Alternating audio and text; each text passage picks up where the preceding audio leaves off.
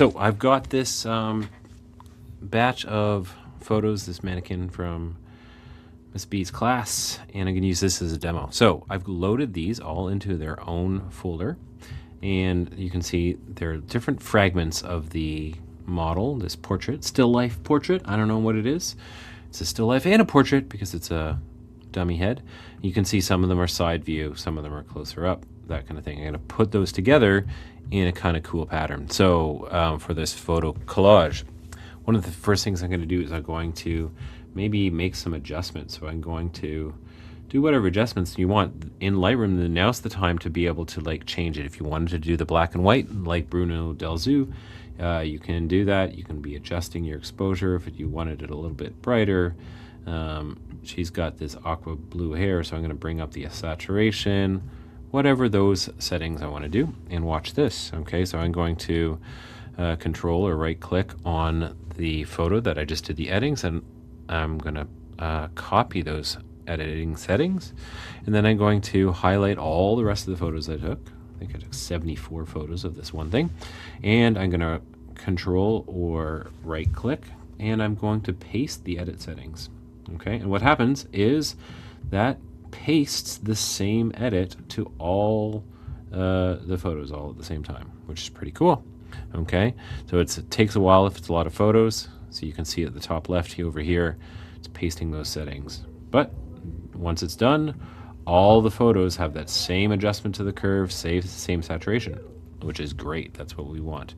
Now that this kind of even edit is done, now we need to move over to Photoshop in order to do this. And now we're going to export here. This window might look a little bit different in your version. We want either JPEG small, but we want an extra small. So in my Lightroom, it's under custom settings. So if you go to custom settings, JPEG, the dimensions, the long side 1024, that's what we want to aim for, okay? So we want to export all these photos. So I'm going to go export photos. I'm going to make myself a new folder. Moss photo collage part 2. All right, hit create, and I'm going to export these photos. Okay, so it's going to take a minute to export all the photos, and I just exported them to my downloads folder. You should do it to your thaw space. And while that's happening, I'm going to move over to Photoshop. Okay, I'm going to open Photoshop, and I'm going to go to File, New, because we want to start with a new blank canvas. Okay, and here are the dimensions that you want to set up: 11 by 14 inches at 300 dots per inch. All right, so if I hit create with that one, it gives me this big blank template like this. Okay, and so I can go here into my downloads folder, find my photos, and I'm going to select them one at a time. Okay, so I've got 8, 9. Let's say I drag and drop these in at the same time. Okay, so boom, drag them, drop. They come in with this X. That means that they're a smart object. So I'm just going to hit done on all these so they turn into their own layers. And now if I go to the layers, you can see they're actually all in here as separate layers. Okay, so I can now take these and start to arrange them. Okay, so I can do a bit of a layout adjustment so that on the whole we're starting to piece these things together. Okay, oops, don't want to resize them because that's going to get messy, but you can play with that if you want to, resizing things. It doesn't work for printed photos, but for this collage it does work. Okay, so I'm going to move these all out of the way and start to make my arrangements. Now the cool thing about this this technique is you're trying for that kind of fractured look. So if it looks a little fragmented, that's kind of the look that we're going for. Okay, so I'm kind of piecing them like that. All right, then I'm going to go back to my folder. I'm like, okay, let's load in a few more. So I'm going to go here, drag and drop these ones in here.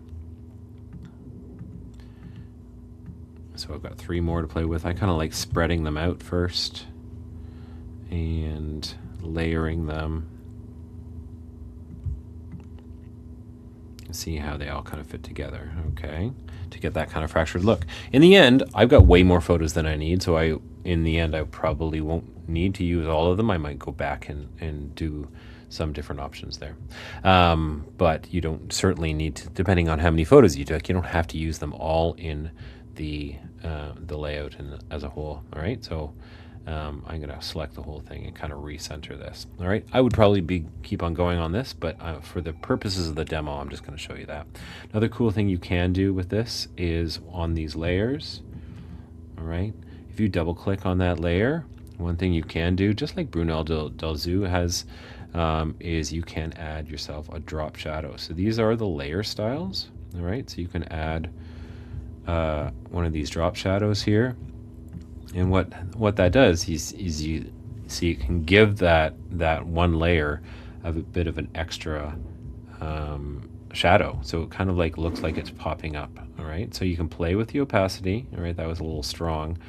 The spread, okay, the distance, and the size. Okay, so you can kind of play with those kind of levels there, and can play with those settings and kind of remember those settings, and then you can hit OK, and then you've got that one that kind of pops forward on top. So that's another kind of cool kind of layer into this photo collage. So give that a try. Lightroom first, export them quite small so they all fit on a canvas.